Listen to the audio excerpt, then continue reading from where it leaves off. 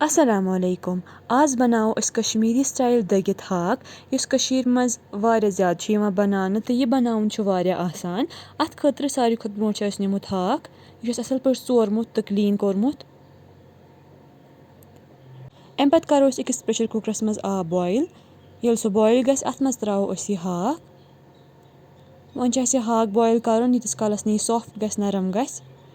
अस थो सिर्फ कवर करित अस दिमो नत विसल कहें मगर अगर तुम जल्दी आसो करन तुम हेकु ये अख या ज विसल ते दिथ तम सत गस हाक दस्ती नरम।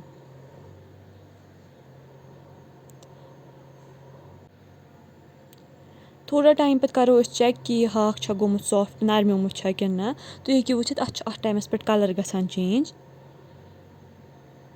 हाक छ असल पर सॉफ्ट गोमुत नरम गोमुत अम पत सुनो अस अमुक सोरी आब दरित तो यह हाक युस छ चीरो अस असल पर तो अम पत छ अस ये दगुन अस दगो अम पत ये न्याय मज।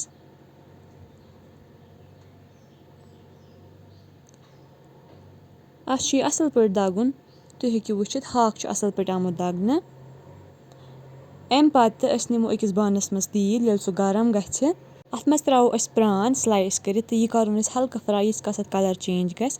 युथुई अस कलर अत चेंज गस अम पत त्रावो अस अत मज दगित हाक तो यह करुन अस असल पर फ्राई 5 to 10 मिनट।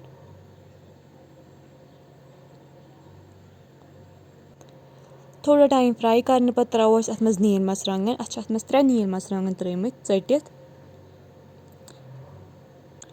यह करुन अस असल पर मिक्स तो अम पत त्रावो अस अत मज कह मसाल अत मज त्रावो अस 1 चमच नून ओड चमच गार्लिक पेस्ट या रोहनुक पेस्ट ओड चमच लेदर। यह करुन अस गड असल पर मिक्स। नून युस छ सो हेकु तुम पन्ने हिसाब त्रवित यम हिसाब तुम खेवान आसियो कम या ज्यादा हेकु पन्ने हिसाब करित। अम पत त्रावो अस अत मज ओड चमच बादियान पाउडर 1 चमच वोजुल मर्चंगन वन करो अस असल पर मिक्स।